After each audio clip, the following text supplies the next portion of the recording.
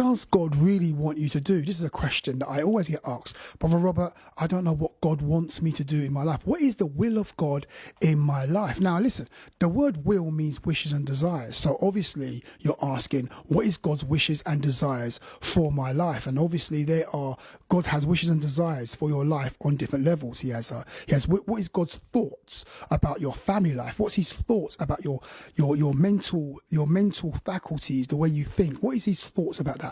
What is God's thoughts on your spiritual life? What's God's thoughts about your finances? What's God's thoughts about your physical life? What is his thoughts? What is his wishes and desires for those areas of your life? Now, the thing I can give you one massive tip, okay? If you want to know what the will of God is for your life in all these different areas, what God wants you to do, how God wants you to live, you have to be in the Word and you have to be in prayer, okay?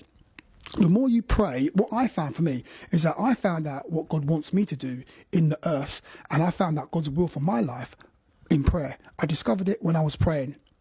When I dedicated myself to prayer, God's will, God's will for my life was revealed to me through prayer. So that's what you need to do.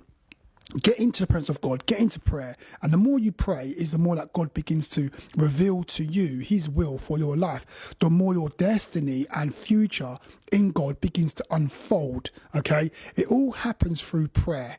And this is the reason why the enemy doesn't want you to pray, because he doesn't want you to discover God's wishes and desires for your life. He wants you to wander around the world or wander around in life aimlessly and without a purpose, because the devil knows that when you stumble upon your purpose and upon your destiny that God has for you, it's going to create havoc for the kingdom of darkness. So get into prayer today.